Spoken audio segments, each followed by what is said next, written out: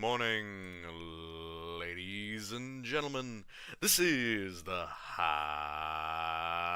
Dragon's Breath Bow Wow, welcoming you back to the latter half of Archon's artwork, our second gallery stream, lore video, and artist appreciation. So, for those of you who were not here for our first half of the video, I will fill in some details. This is an artist appreciation video. Essentially, I've been commissioning a whole bunch of art, both for the channel and for us as a group as a whole. And I've been organizing it in such a way that I can give some love and appreciation to our wonderful artists. Now, we have about 6 people in the quote-unquote gallery today, but first we're going to go over some background and some lore. If you really want the in-depth on that, and the short and skinny on that, I'd recommend going into our last video. However, as mentioned in the last video, there is going to be a period of time where I'm waiting for people to show up to the stream. So if you don't mind hanging out for a little bit, I'd probably recommend, if you're listening to the VOD or going ahead, find about 15 to 20 minutes, maybe 30 minutes in, and I will be continuing with a lot more of the actual video so far. I know I might sound a little different. It is pretty early in the morning for me after a very, very long night, so I am doing my best to keep up and finish the latter half of this video in a way that the folks in Australia or the folks in Germany or the UK will get a little bit more use out of, because I do hate to have some people being able to come to the live streams and some people not, because I'm streaming at a certain time EST, and other people just aren't off work or are asleep at the time where I am doing my live streams. So, just going through the last couple pieces of the previous video. The first one we had is a list of our individual artist acknowledgements. So, last time we did have Pt2A, who actually showed up for the last stream. A big appreciation to him. He was our main attraction for last stream, and also he kind of technically is for this one as well, which is really interesting. We've had the absolute great honor of having the artist be actually with us for the last stream. But in addition to him, we're going to be going over some of the art that I've gotten from George Earl Abelayan, Artivity, Axis Art, Isolmorn Art, and a couple of others. Specifically today, we'll be gushing over some additional art, so of course we'll go into the final for Nadzibar's art, which is from Pt2A, more of his great stuff that we've gotten from him. But we'll also go into some of the sketches that I've gotten from George Earl Abelayan. Don't have a final on that yet. I may post it to the channel at another time. It'll probably be a post, but I am going to send some appreciation his way, because it has been a very big commission over the last, if I remember right, about 3 months. Yeah, I got that commissioned in January. But the rest of them have given me their finals, and I've gotten them all analyzed. Some of these I did not personally set up. I didn't personally I didn't personally commission them. But I've had friends who are part of the Corrupt Contender server, or other people who've just had big Chaos fandom things, and they wanted to share it on here and signal boost their artists. However, at least one of these is kind of special, because they're one of the earliest people to actually do Sabbat Worlds Crusade art for me, and that would be Axis Art. But we'll talk about that in a bit when we get to Axis Art and the precursor to Isolmorn's art as well. But to continue on from our last one, just to remind you, our Corrupt Contenders Nadzibar art is essentially created, or it came out of the idea that there is no canon or fanon art for Nadzibar, this kind of very important chaos figure who I have chosen to be the mascot of our channel, so to speak, or at least the higher order emblem of myself as the speaker on this channel, I suppose. And since there was no canonical art and no real detail on how exactly he came to be, well, I decided to create it myself, and that's been a very long process, and it's still kind of ongoing, but at this point I could write an entire book on the man's history, and quite a bit about his character, and so as a result we decided to make a triptych. A triptych is a traditional medieval style of art where it's one important central image, and then 2 wings of less important or related images. So in this case, it's a progression from right to left. So left is the earliest art, middle is the central art, and then right is the ending art. And we went over that in the last video, so let's get into more of the existing art, because we did go over some of these. There are some issues that I have with the existing art. Not only is none of it actually canon to Nadzibar, as in it has, specifically says, hey, this is what Nadzibar looks like. We have that for Urlach Gower. We have official artwork for the Gower, but we don't actually have it for Nadzibar. We have a couple of reimaginings, or just imaginings, period, of what he may look like. This one in the center is kind of what people have not necessarily concluded on, but they've made a lot of their judgments off of this image. Again, this is not official artwork. And as much as it's a really cool piece, well, I'm not going to say it's not official artwork, but it's not necessarily dated correctly, and I think it's far more likely that this is, oh, you didn't just caught it, you're here right on time, my friend. Oh yeah, you're here right on time. So not only is this probably not Nadzibar in my opinion, it's actually a pretty bad image to pull Nadzibar like theories or designs off of, because Nadzibar is not a militant commander. He's not a warrior in the traditional sense. He is a martial priest, but he's still a priest at the end of the day. Oh, there's no sound. There's no sound. You don't hear me? It says there should be sound. There's not background sound. That might be what you're hearing. Yeah, it's on your end? Okay, good, good. Yep, you scared me for a second there. I've been talking for like 5 minutes. Hi, welcome in, Bogdan, my friend. Welcome on in. Glad to have you here. It's honestly a great day to be big chillin' in the big world doing our streams here. Hey, Tribly. Yeah, it is early. It is early. Very early. Honestly, I am dead tired. It's been a very, very long day, and I kind of pulled an all-nighter so that I could actually keep up with this stream and make sure that I was doing it on time for you guys. But yay, I'm glad that you're here. We're just going over some of the background art. Yeah, that happens. It sometimes strips the audio. So yeah, just to go over again, because I don't think I went over every single one of these last time, we have Urlach Gower and also probably another version of Urlach Gower here. He's the leader of the Blood Pact and kind of the more face of the Sabbat Worlds Crusade after Nadzibar dies. Again, my focus is the expansion of the Chaos Forces during the Crusade, and not the defense of the Sabbat Worlds, which is more Urlach Gower's position. Nadzibar's job is conquest, Urlach Gower's is defense. And reorganization. We have Rushak Fakim here, our Lightning Lord with his horns. You know, kind of that Beric Dondarrion Lightning Lord design, especially with the kettle helm and the antlers. And I think the lightning is a pretty cool touch. Not sure if that's psychic lightning or if it's supposed to be indicative of, like, lightning claws. So yeah, again, we haven't gotten to that part in the quote-unquote story.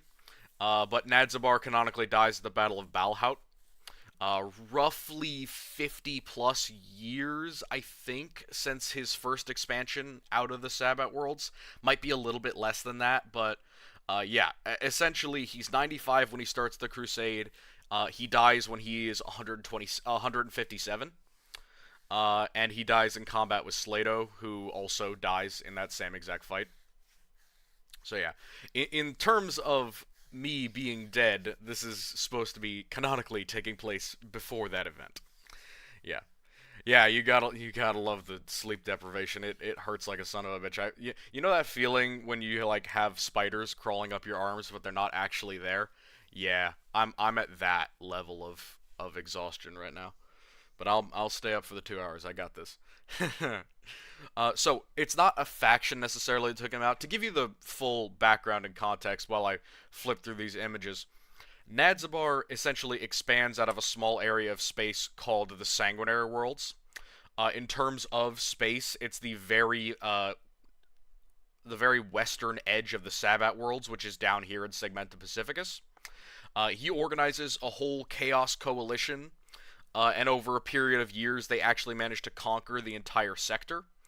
So they actually control an entire sector of Imperial space. Almost every single planet they either control or they are barricading actively and besieging.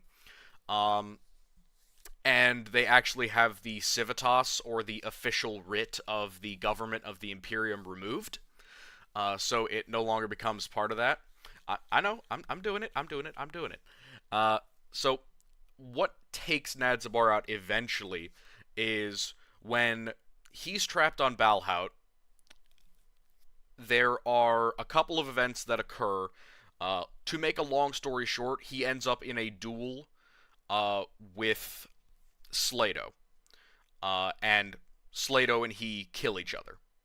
So there's the War Master for the entirety of the Imperial Crusade in a one-to-one duel with the quote-unquote War Master, more accurately Archon of the Blood Pact and the Jeux Sanguinary and the Sabbat worlds as a whole. So the idea is it's a very poetic duel between two very, very old men over who's going to be in charge of whatever faction. At that point, the Imperials, they've lost their War Master. Chaos has lost the Archon.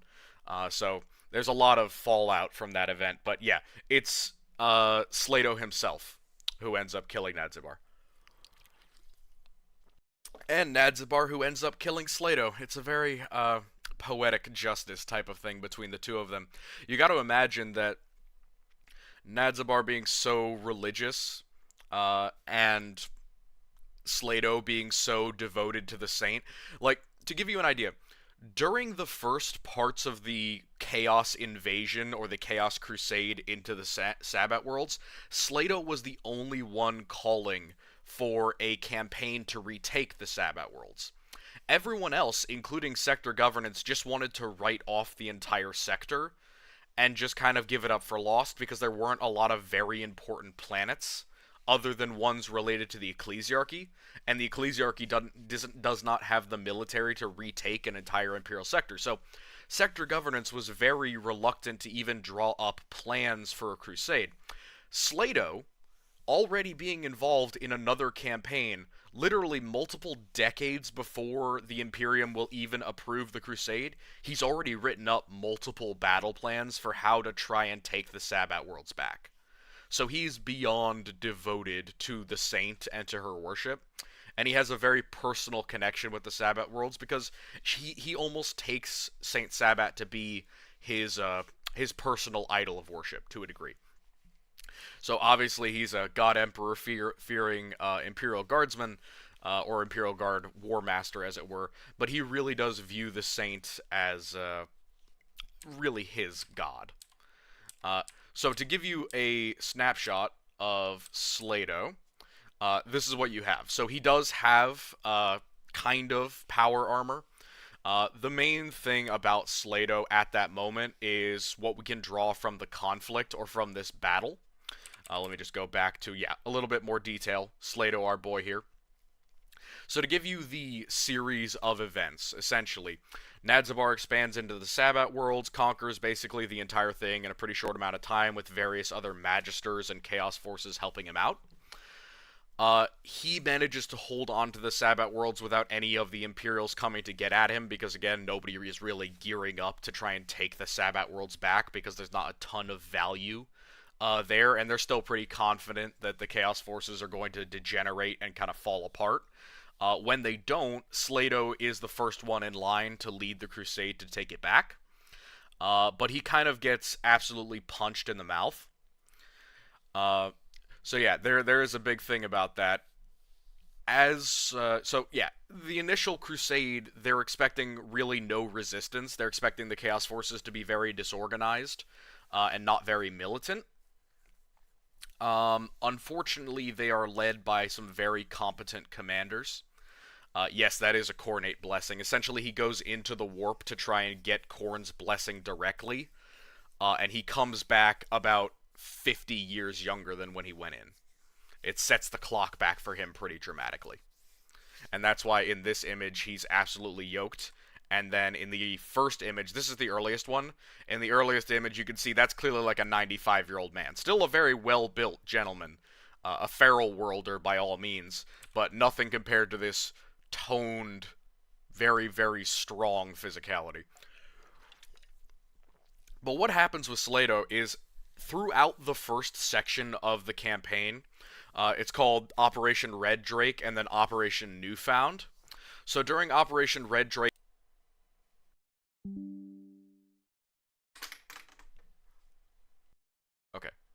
It's not a void. Yeah, you're good, you're good. Oh, you're all good, homie. Yeah. Sorry, did that, like, glitch out for anyone? Apologies. Fuck. Uh-oh. Are y'all good? Did that, like, glitch out for y'all? Uh-oh. Did I fuck it up? I fucked it up, didn't I? Oh, no. Oh, crap.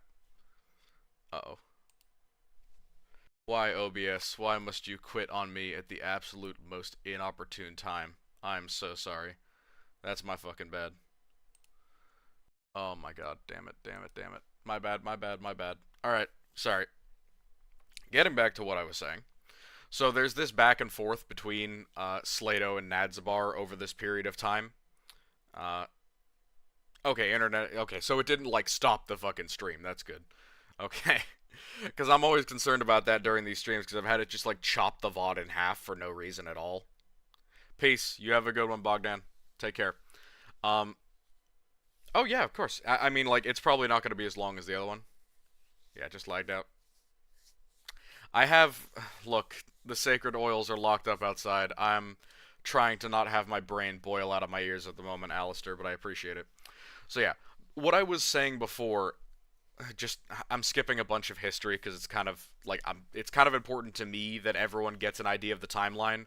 But that's going to be an entire video on its own. This is supposed to be an art appreciation with a little bit of lore sparkled in, not just me lore dumping onto you guys. Good God. But it's, I'm absolutely delirious, so I'm going to lore dump. That's unfortunately the case. I hope nobody cares. But what happens at the final fight? Essentially, Nadzabar is stuck. He's on Balhout, a planet that he didn't intend to defend. He was intending to defend a different planet that he assumed or that he figured Slato was going for. I forget the exact name, but it was essentially just like a nearby world, and he had staged on Balhout with a large army, but it wasn't his entire army. It wasn't all of his magisters. And so when Slato shows up and manages to ambush him on that planet, well, he's kind of stuck. And many of his magisters make it off-world. Some of them die in the battles at Balhout. Cooks the Eyeless, for example, dies on Balhout. Alucard manages to barely survive.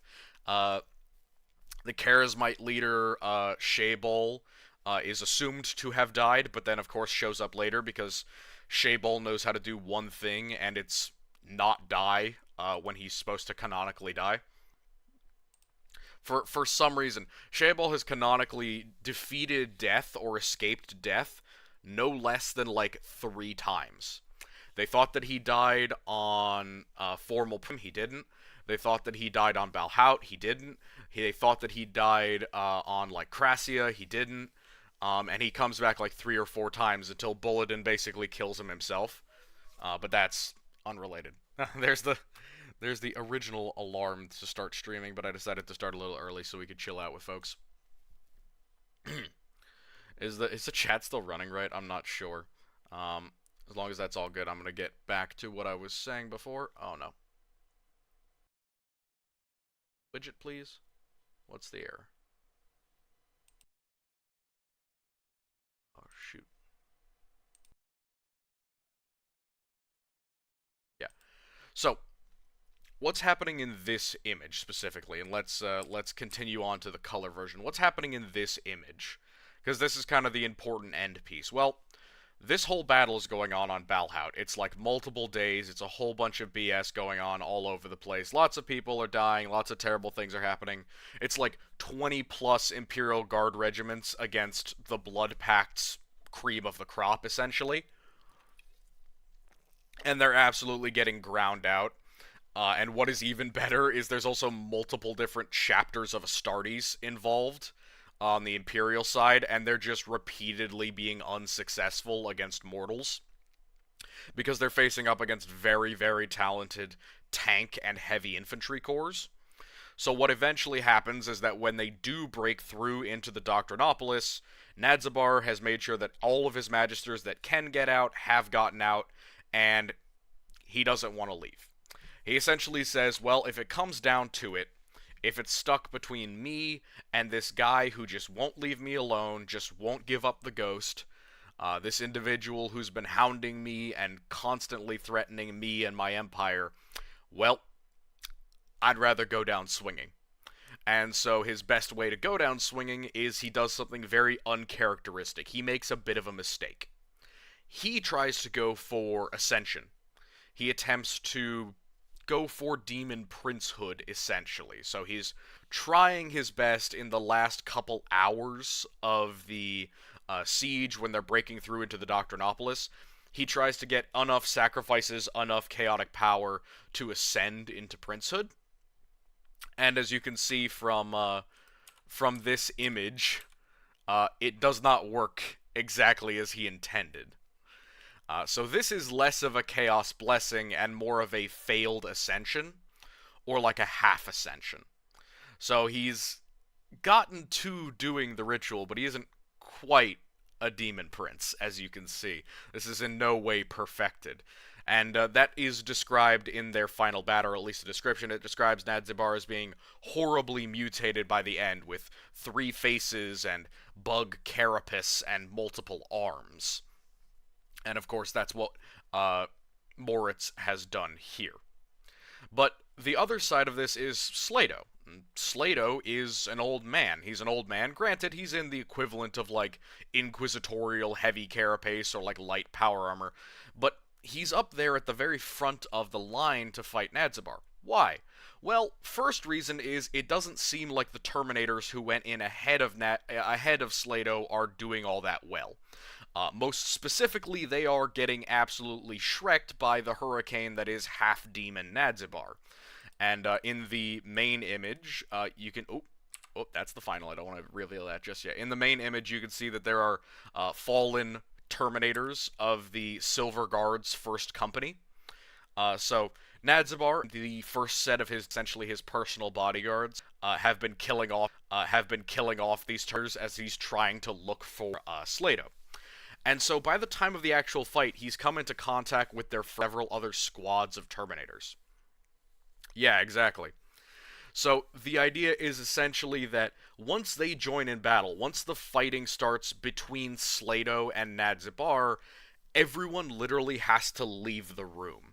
Specifically because it says the fight was so violent and so destructive were the powers unleashed that it forced the Chaos Forces and the Terminators to flee the chamber in which the two men were fighting.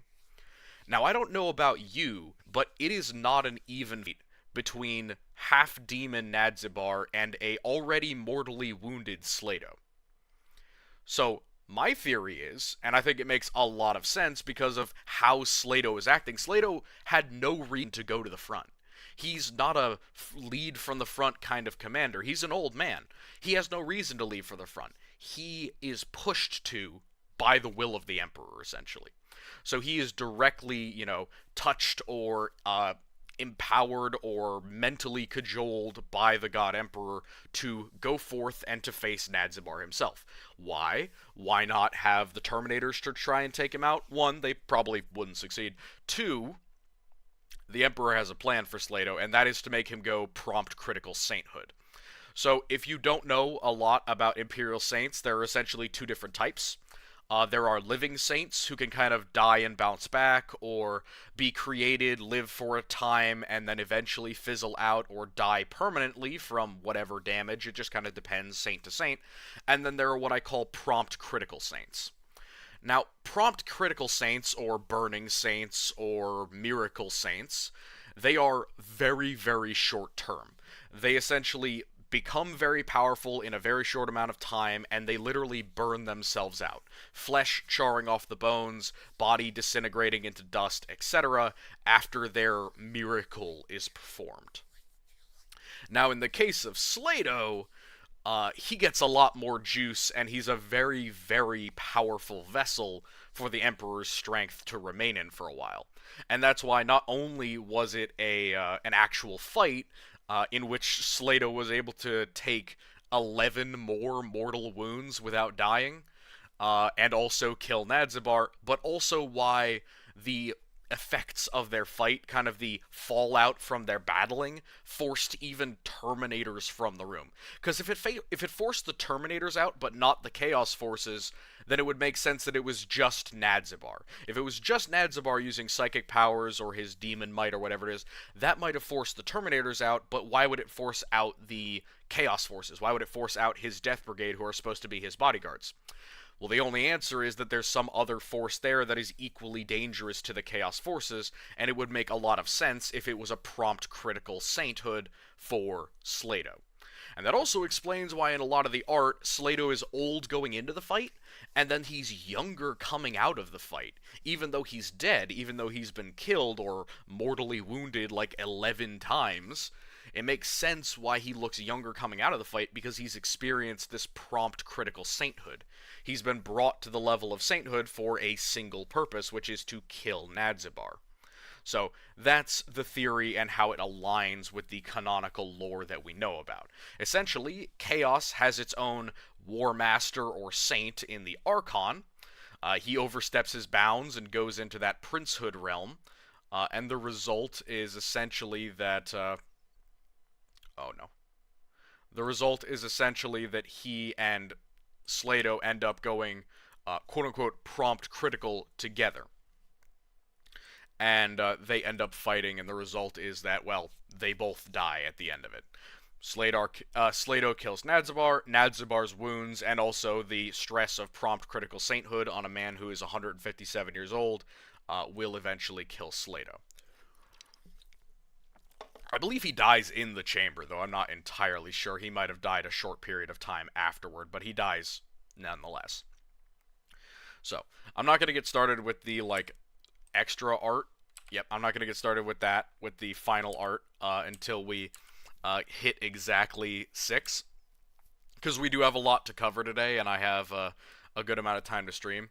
Just checking in, is there any more issues with the buffering or anything? Are we all good in the chat for, like, still being able to see shit? Hey, Jeff. How's it going? We just big chillin' until about 6, and then I'm gonna reveal the actual, like, finished art, and gush about that for a bit before I go on to the other artists. It's been a busy day. How you doing? I was just going over some more lore, some details, aligning some things in people's minds so that they're all on the same page as to what artwork we're looking at. Not sure if you were here last time, but we've got a lot of cool art to cover, but I will save it for 6 minutes from now so that we can get a little bit more done. I'm sorry if there's any buffering or anything. I think it's my connection isn't doing too well, but unfortunately there's not much I can do about that at present. I hope it didn't cut off the first part of the video. I won't look and see back. It's just a VOD. People are going to watch it or they're not going to watch it. But yeah, I hope that you guys like the new channel art, because it has become our, like, banner and icon art. And I think it's not bad, in my opinion. I think it works out well. It isn't exactly as big as I would have liked it to be, but I guess there's nothing I can help about that, because YouTube has really strict limitations on how big channel and banner art is allowed to be, unfortunately. Not receiving enough video? That doesn't seem likely. That's not fair. Okay, well. Nothing much I can do about that. This is still hooked up? Yes, it is hooked up just fine. Alright. Oh. Is there like a thing there? Never mind it. It's all good. As long as people can see the stream in retro, then that's fine. I'm not sure if it lets you guys see things in the chat all that well. I'd like to know if that was the case. And I know it's really early for folks, but I was kind of just getting on the folks from Australia, essentially, and checking in with them. But I'm going to give it another 4-ish minutes. If anybody has questions about the art that I've already shown, I know that we went over this, like, yesterday. Yeah, I know it's 6 a.m., bud. I'm doing this because there are people in Australia who didn't get to watch the last VOD. And I wanted to do something for them because they didn't get to watch the last one, because it was too early in the morning. So I decided to do, since I started the last one at 7 p.m., I was going to start this one at, or sorry, I started the last one at 5 p.m. last time. I wanted to start this one at 5 a.m. my time, so that no matter what, anyone from any part of the world will be able to tune in and watch. So that's why this time. But hey, glad to see you here. Glad to see you on the channel. You want to see some art, bud? We've got a lot of good stuff, I promise you. Some very, very good artwork that I don't think I've shared with you all that much yet, have I? I've kind of been lax on giving you updates on that stuff, haven't I? Yeah, we also gotta play some Helldivers soon. I'm in the mood later once I actually get a nap in my body and I can rest a little bit. Mm-hmm. Yeah. Yep. So essentially the idea is uh the Emperor pushes Slato to the front of his army just so that he can use him as a tactical nuke to try and kill Nadzibar. Because up to this point, Nadzibar is the most successful Chaos Warlord in the history of 40k.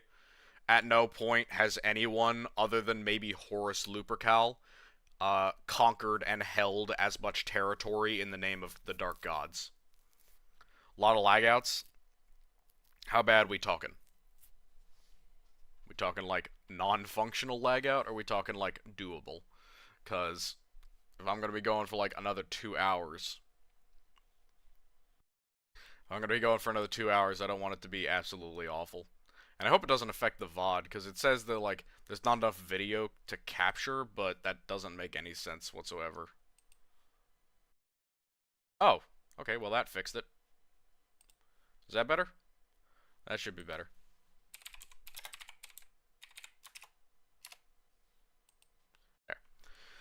Okay, it's 58. I think that's enough to claim that we can get people in. I did say 6, so we're going to wait for just a second. And then we're going to move on one to this. Yeah. Let's take a look at this, because this is the final art that we got from each of these in fucking detail, because of how important they are. But I just want to say, this is the whole triptych. This is all, and it's really beautiful. Like, the difference between the first or second color phases, or the first detail phase, and this is just gorgeous. And you can really see the absolute work that was put in. You can see all these extra effects and layering. Like, I'm not an artist. I really am not. I sketch and I map and I do little nerdy shit like that, but this takes my fucking breath away. You have a good one. Hey, buddy, take a look at this before you go and tell me what you think. Because I think this might be some of the best art that I've ever seen for 40k. I mean, I am incredibly biased because it is, you know, it's my art of me, but thank you. I'm glad. I will have a good stream for as long as it lasts. I'll see how long I can keep awake, and then I'll probably have to take a nap in the middle of the day. But, you know, who knows? We'll make good progress either way. So yeah, again, this one up front, that's the unifier. It's the Ascension ritual with Nadzibar, the old man, taking control of the Blood Pact, doing this fanciful ritual to form the first of the Iron Grotesques, using his own face as a kind of mold for this iron mask. In here we have Urlach Gower, kind of his very, you can see the traditional influence between his artwork here, and the kind of, and this artwork back here. So you can see, like, that's the original canonical art, and then here's his representation, so to speak. Which I think, considering that this is only like a few years out from legit Gora, I think it makes a lot of sense that he has more big, brutish armor, lots of spikes, the Urlach Gower that we see in the books just yet. But he's definitely getting there. We have Vress, our captured but not corrupted sister of battle. And then we have Enoch Innocenti. Again, Enoch does not have any canonical art of him. We have reference to things like him having a skull rack. We have reference to things like him using a power sword or dueling the saint in a certain way. He's clearly like some sort of uh, warlord ritualist from Gura, because he acts much like Nadzibar would act, and in my opinion, it's probably because that's how Nadzibar told him to act in terms of a magister. And then again, in this central image, we have the tomb of Saint Sabat on Hagia, with Nadzibar standing over it, clearly like getting robed up and equipped for his next campaign or his next advance. So, if you haven't read the books that include Hagia and include this specific tomb, this is on a mountainside on a relatively underdeveloped planet. It is, I would say, relatively secluded. Like, people visit, but people mostly visit the actual churches of Hagia, and this is not one of them. This is a, like, hallowed resting place. So he actually goes out of his way during his invasion campaign to go and take a few moments to confirm, to make sure that the saint is actually dead. And this is after the Civitas has been removed. He's already won, quote unquote, or he's at least secured the Sabbat worlds as no longer being Imperial property, but he still hasn't really conquered the worlds until he stands over her tomb. Essentially, until he makes sure that she's dead for sure this time, he hasn't truly conquered. So this is the image of the Conqueror. And then, of course, we have the last image, the one that we spent so much time on, the monster, which is that final beginning of that climactic battle between Slato and half-demon ascended Nadzibar. So let's just focus in on the detail of this art for a minute. This is the Unifier. It is his origin picture. Again, Nadzibar is one of these traditionalist blood priests from Gura. It's a chaos. What is going on? Why is this connected so poorly? What in the fuck?